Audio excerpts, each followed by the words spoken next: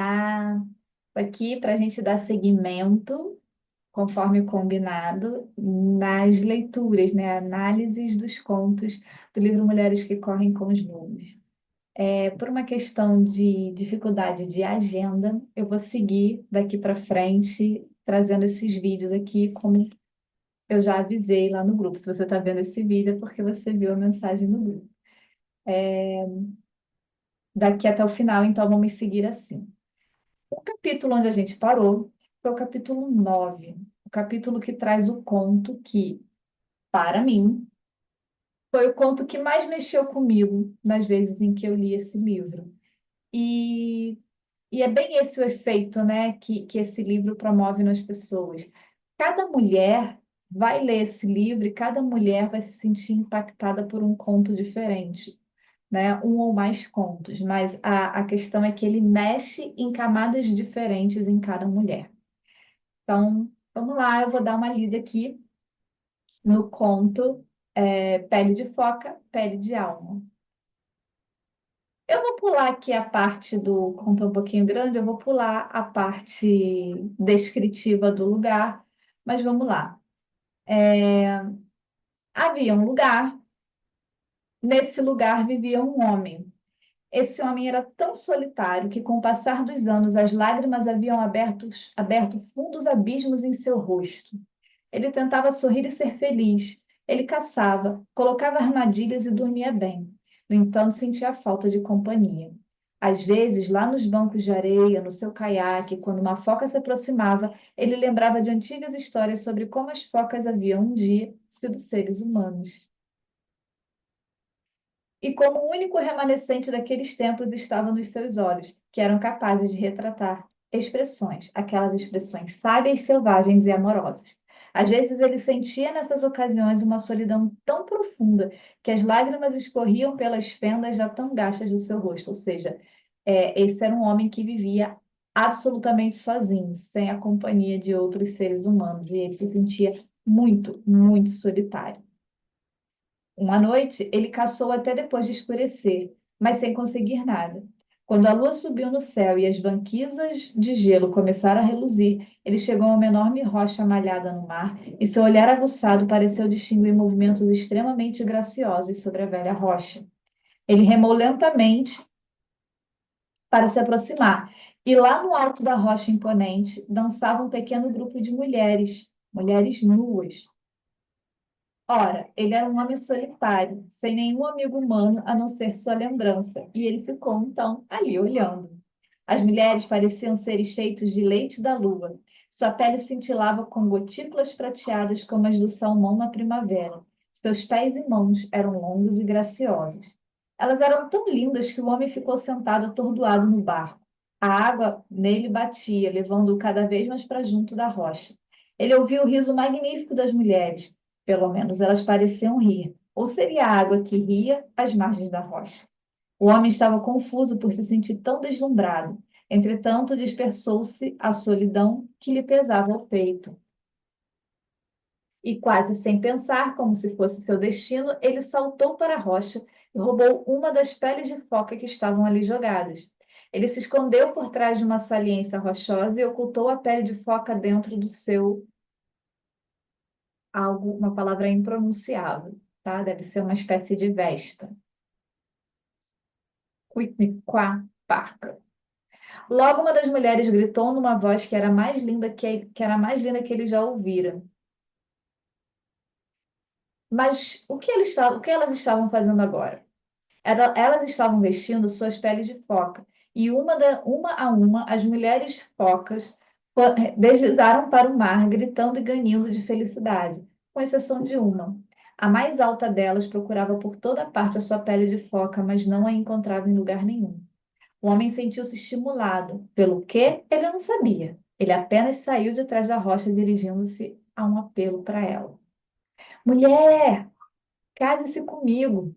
Eu sou um homem sozinho. Ah, respondeu ela, eu não posso me casar. Eu sou de outra natureza. Case-se comigo, insistiu o homem. Em 7 verões eu te prometo devolver a sua pele de foca, e você vai poder ficar ou ir embora, como preferir.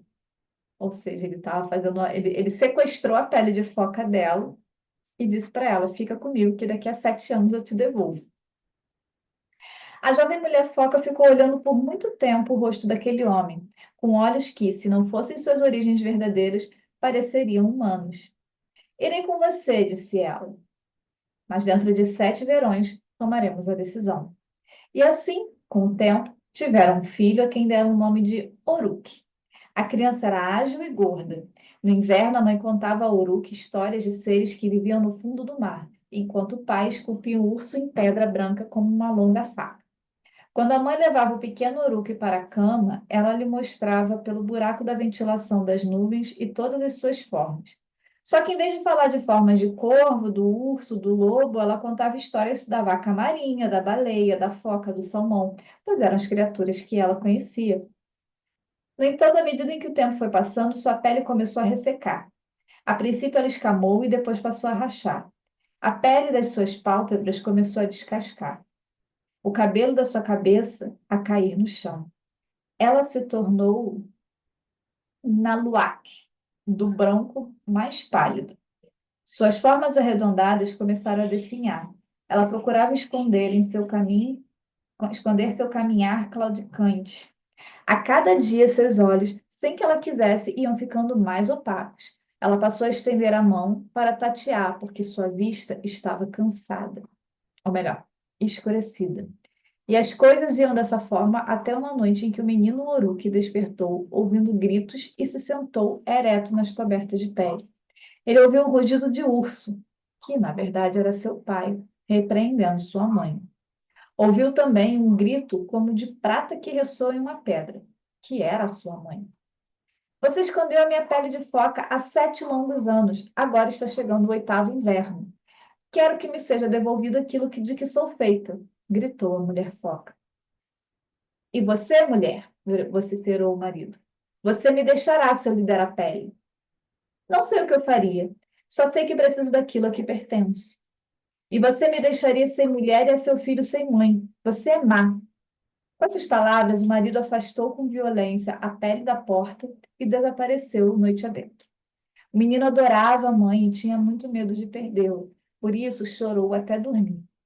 Só para ser acordado pelo vento, um vento estranho que parecia chamá-lo. Uruk, Uruk. Ele pulou da cama tão apressado, vestiu sua roupa de cabeça para baixo e, ao ouvir seu nome chamando insistentemente, ele saiu correndo na noite estrelada. Uruk! O menino correu até o penhasco de onde se via a água e lá, bem longe, no mar encapelado, estava uma foca prateada, imensa e peluda. Sua cabeça era enorme, seus bigodes caíam até o peito e seus olhos eram de um amante forte, amarelo forte. Uruk! O menino foi descendo o penhasco de qualquer jeito e, bem junto à base, tropeçou numa pedra. Não, numa trouxa, que rolou de uma fenda na rocha. O cabelo do menino fustigava seu rosto como milhares de açoites de gelo. Uruk! O menino abriu a trouxa e a sacudiu. Era a pele de foca de sua mãe. Ah! Ele sentia seu perfume na pele inteira. E enquanto mergulhava o rosto na pele de foca e respirava seu cheiro, a alma da mãe penetrava nele como um súbito vento de verão. Ah! Exclamou ele com alegria e dor, e levou novamente a pele ao seu rosto. Mais uma vez a alma da mãe passou pela dele.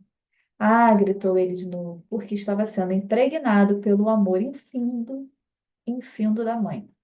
E a velha foca prateada ao longe mergulhou lentamente para debaixo d'água. O menino escalou o penhasco, voltou correndo para casa com a pele de foca voando atrás dele e se jogou para dentro de casa. Sua mãe contemplou o menino e a pele e fechou os olhos, cheia de gratidão pelo fato de os dois estarem em segurança. Ela começou a vestir sua pele de foca. Ah, mãe, não! Gritou o menino. Ela apanhou o menino, ajeitou-o debaixo do braço e saiu correndo aos trambolhões na direção do mar revolto.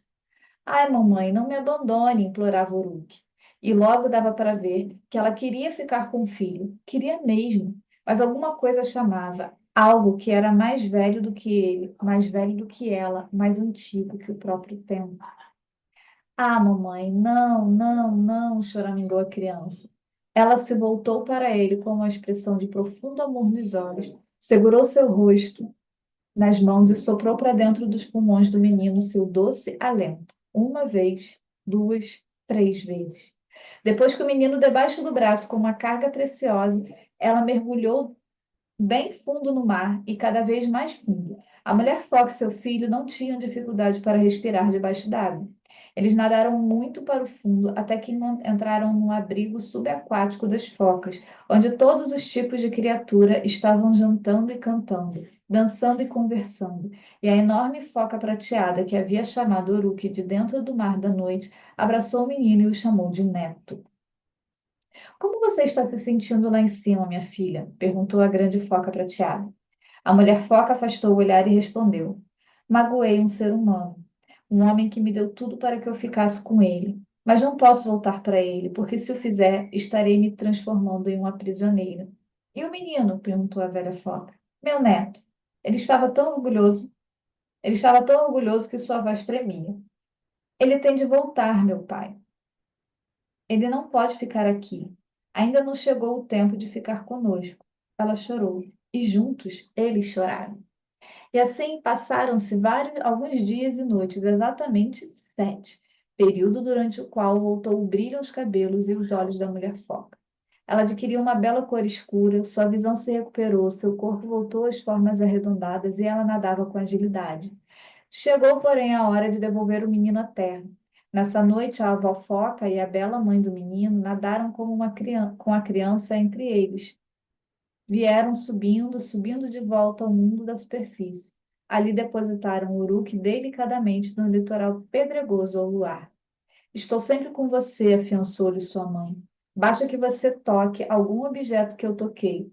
Minhas varinhas de fogo, minha ulu, faca, minhas esculturas de pedra de focas longas, e eu soprarei nos seus pulmões um fôlego especial para que você cante suas canções. A velha foca prateada e sua filha beijaram o menino muitas vezes, afinal, elas se afastaram. Saíram nadando mar adentro e, com o último olhar para o menino, desapareceram debaixo d'água. Uruk, como ainda não era sua hora, ficou. Com o passar do tempo, ele cresceu e se tornou um famoso tocador de tambor, cantor e inventor de histórias.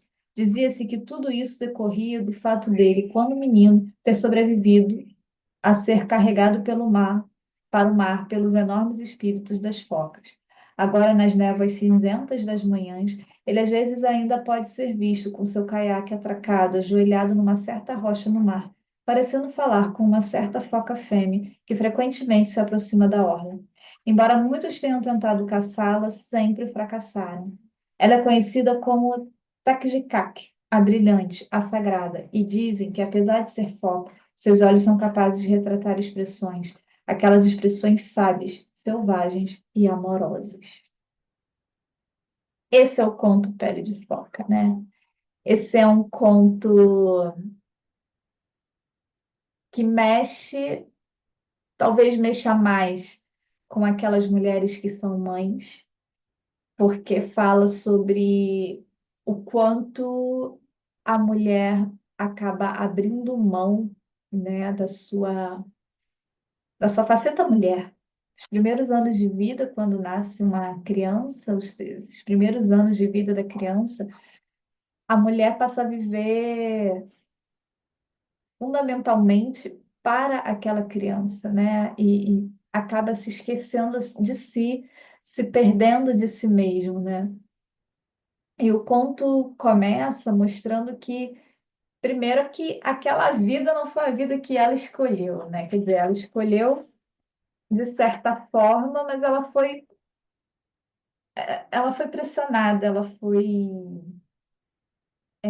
roubada, né? Ela foi chantageada, porque é uma escolha, mas não é, porque assim, sem a pele, ela não conseguia retornar para o ambiente dela, para a natureza dela. Mas ainda assim, ela não lutou por essa pele, né? Ela meio que aceitou. Ele fez um acordo com ela: daqui a 7 verões eu te devolvo.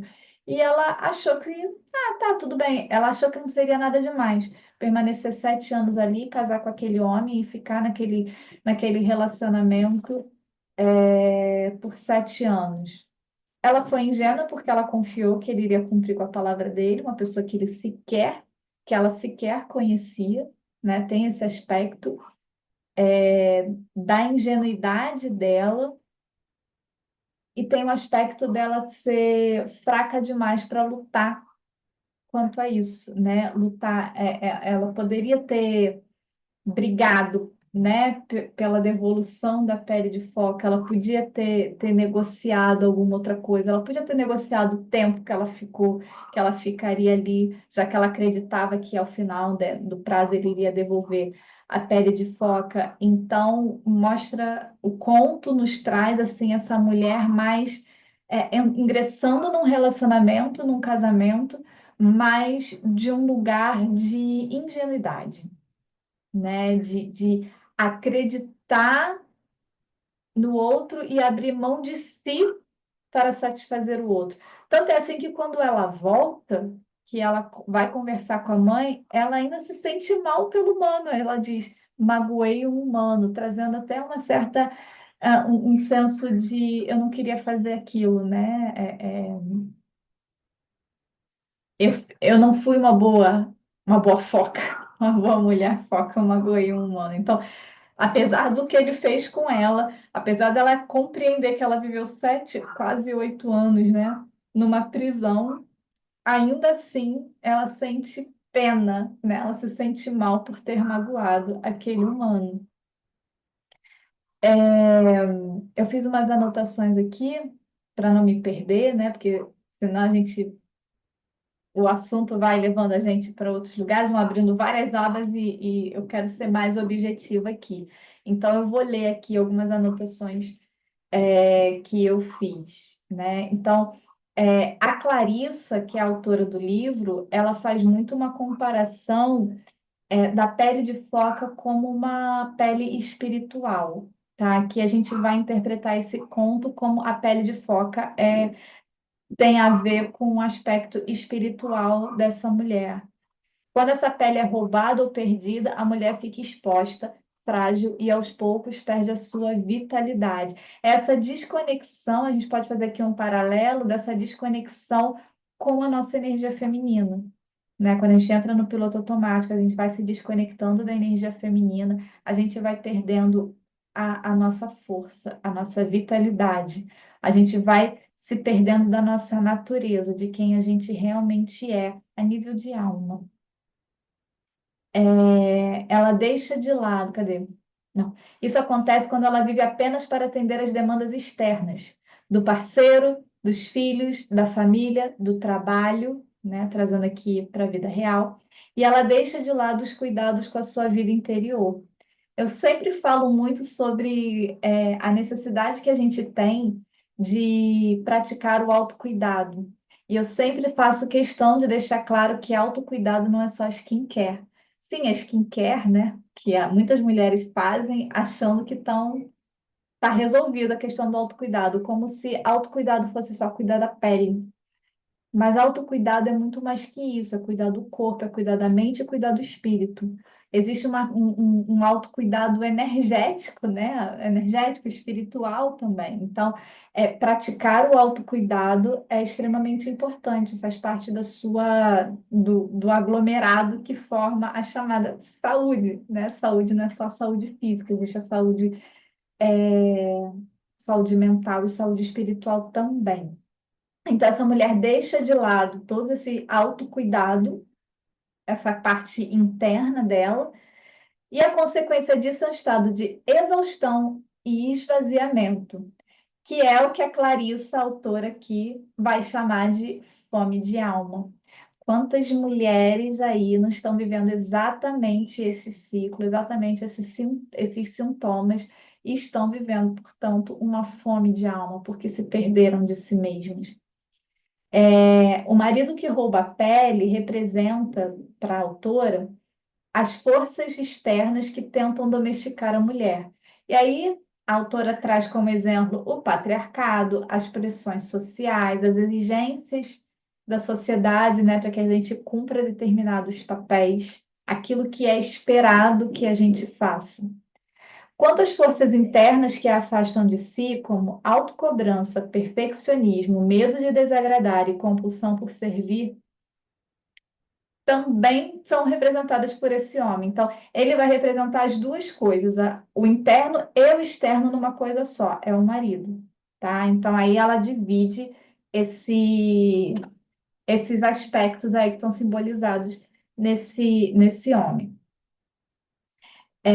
A mulher sem pele é aquela que vive apenas para o externo, mas que vai perdendo o brilho interior, que é exatamente o que acontece com ela. Ela vai, aceita, ela vive para aquele casamento, ela vive para aquele filho, e aí, sem a pele, ela não consegue, ela vai se distanciando cada vez mais. A cada dia que ela não volta para o mar, é um dia que ela fica mais distante da natureza dela.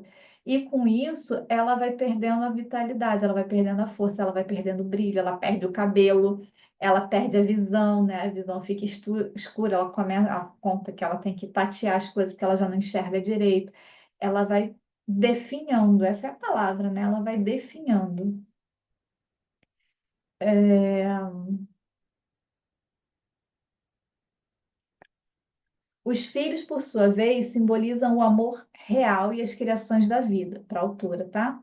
Eles não são negativos, óbvio que não, filho nunca, nunca, jamais, em tempo algum, um filho vai ser um aspecto negativo.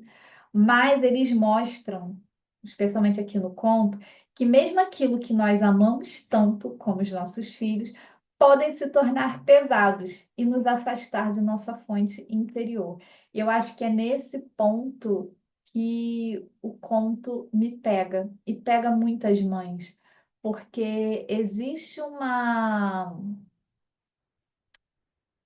comportamento aí, né?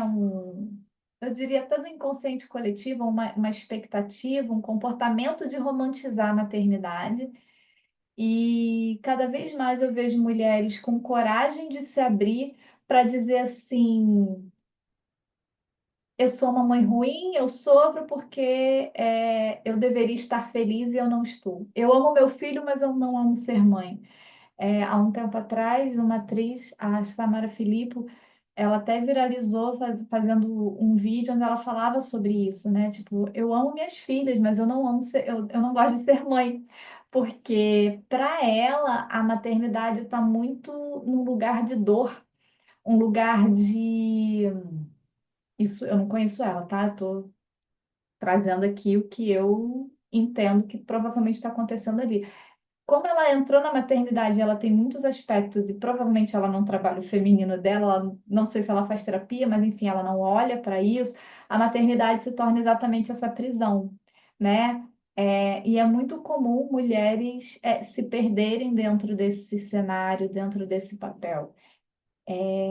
E por que que, aí falando de mim, não é que eu não tenho isso, tá? Eu amo minha filha, mas eu não amo ser mãe. Isso não. Mas nos primeiros anos de vida da minha filha, eu me perdi. Eu me perdi porque eu já não sabia mais quem eu era. Porque eu estava ferida no meu feminino e eu nem sabia disso, porque eu não sabia nem que isso existia. Demorou um tempo para eu entender que eu podia sim ser a Carol, eu mesma, e ser mãe da Júlia.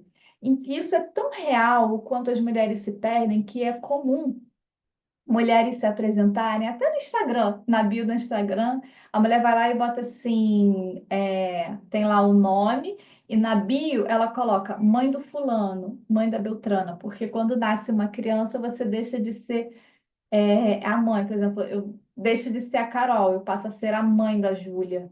É como se a gente perdesse a nossa identidade num primeiro momento. Então, para mim, o conto pegou nesse lugar. E para cada mulher, o conto vai pegar num lugar diferente. Inclusive aquelas que não são mães, tá? Podem se beneficiar desse conto, porque às vezes ela não tá, a prisão dela não está necessariamente no filho, mas está num relacionamento. Ah, mas eu não tenho relacionamento, mas pode ser que esteja presa num relacionamento familiar, por exemplo, com a mãe, com o pai. Então, assim, o conto, ele não serve só para as mães. Eu estou trazendo o olhar da maternidade porque é um olhar, foi onde me pegou, tá? Pessoalmente. Mas aí, cada mulher que ouvir essa história vai se conectar com essa história num lugar diferente. E com a mãe rola muito isso também, né? Eu amo minha mãe, mas viver próxima da minha mãe ou conviver com a minha mãe faz com que eu me sinta prisioneira dessa mãe. Então, isso também pode acontecer em relação à sua própria mãe, tá? Só esse parênteses aqui que não é só para em relação a filhos, marido e filhos. Então, é, aí a Clarissa, que é a autora, né, ela vai trazer a importância que toda mulher tem de fazer, né, de passar por tempos de recolhimento, que aqui no conto é o chamado, é simbolizado nesse retorno para o mar, que quando ela retorna para o mar, ela retorna à fonte dela, né, a natureza dela, se reconecta com essa natureza e trazendo aqui para o nosso dia atual, nos dias atuais, nós mulheres somos cíclicas, nós passamos por várias fases dentro de um ciclo que é biológico, tá? Mas ele não é só biológico, falando aqui de ciclo menstrual. Nosso ciclo ele não é meramente biológico, mas ele é psicológico e emocional também. Eu sempre digo que eu vejo as pessoas falando assim: ah, existem duas versões de mim, a de TPM e a sem TPM. Na verdade, existem quatro, né? Porque o nosso ciclo é, em média, de 4 semanas, e a gente passa por quatro processos diferentes ao longo desse mês. Então, tem determinadas fases do nosso ciclo, que é exatamente o ciclo pré-menstrual e menstrual, que é um ciclo onde a fase do ciclo onde a gente está com menos energia, onde a gente tem mais necessidade de recolhimento. E quando a gente não tem essa consciência, essa necessidade interna de recolhimento chega e você se recusa a isso. Não é que você tenha que ficar dentro de casa e não falar com ninguém, não ver ninguém, não é isso, até porque a vida não nos permite isso, né? Nós precisamos trabalhar, né, temos compromissos, enfim, mas é entender que talvez você não esteja no seu melhor momento para participar de reuniões sociais, de frequentar lugares com muita gente, né? A sua chamada bateria social está mais baixa, porque são momentos em que sua alma pede um recolhimento, sua alma pede uma desacelerada, sua alma pede que você diminua o seu ritmo e olhe um pouco mais para você. Então, seria esse momento de ir de retorno ao mar. E a mulher que não tem essa consciência, e que não segue isso, tenta seguir a vida no mesmo ritmo nas 4 semanas do mês, essa mulher ela vai ter muito mais dificuldade. É onde ela vai começar a perder, vai se sentir mais exausta, vai perder o seu brilho, vai ficar mal-humorada, né? O humor oscila muito mais. São mulheres que acabam sofrendo mais com sintomas da chamada TPM e da própria menstruação, né? Sentem mais desconfortos, mais cólicas. Então, porque ela está nesse movimento de negação, é ela no racional negando as necessidades internas, a necessidade da alma, tá? Na perspectiva da autora, a pele de foca é o revestimento psíquico que protege a mulher e lhe dá fronteiras saudáveis. Sem ela, a mulher fica vulnerável, disponível demais, sem limites claros e acaba sendo sugada pelas demandas externas. Recuperar a pele significa recuperar a capacidade de dizer não, de se preservar, de cuidar de si antes de se doar para o outro. Então, a mensagem central desse conto, segundo a autora Clarissa, é que toda mulher precisa, em certos ciclos da vida, voltar para casa, e ela bota entre aspas, né? Voltar para a sua alma, para a sua pele, para o seu mar. E isso pode acontecer em períodos de descanso, práticas criativas, em retiros espirituais ou simplesmente no tempo que ela se permite estar consigo mesma sem justificar. A ausência desse retorno gera o que hoje chamamos de burnout, depressão, vazio existencial. O conto, portanto, não é apenas poético, mas profundamente terapêutico, porque ele legitima a necessidade da mulher de se afastar temporariamente, de se recolher, de recuperar a pele antes de voltar ao convívio. E aí você vai dizer assim, Carol, mas eu não tenho tempo para mim, porque isso é o que eu mais escuto em ambiente terapêutico, eu não tenho tempo para mim. E eu sempre vou falar a mesma coisa. Você tem tempo, você só não sabe administrar esse tempo. Como assim? Cara, às vezes, dependendo da rotina, do tipo de vida que você está vivendo aí, realmente talvez você não consiga parar para ir para um retiro espiritual. E talvez essa nem seja a sua pegada, nem seja a sua cara fazer um retiro desse. Há um tempo atrás, uma amiga minha falou assim: Ah, eu vou para um retiro do silêncio. Eu falei: O que que é retiro do silêncio? Ela, 7 dias no lugar onde a gente não pode falar. Falei, Deus me livre ficar 7 dias sem falar. Eu, Caroline, não consigo. Então, assim, essa não é a minha praia. Vocês não vão me ver dizendo que eu vou para um retiro de silêncio. Mas tem algumas mulheres que gostam, que faz sentido e tá tudo bem. O que eu estou querendo dizer é que não existe regra, não existe certo e errado. O que existe é procure fazer aquilo que faz sentido para você e aquilo que se encaixa na sua rotina. E aí a dica que eu sempre dou é a da hora do banho. Vem cá, você não toma banho todos os dias? Ah, mas eu tomo um banho correndo. Provavelmente você toma aquele banho correndo. Então você vai, se não der para fazer isso todos os dias, você vai escolher 2 a 3 vezes na semana. Ou, não, nem isso eu consigo, Carol. Então, pelo menos 2 vezes no mês, escolhe 2 dias no mês para você chamar tá chamado banho de presença. Você vai tomar um banho, mas não é qualquer banho, é um banho especial. É um banho onde você vai comprar, de repente, uma vela aromática que você vai botar no banheiro.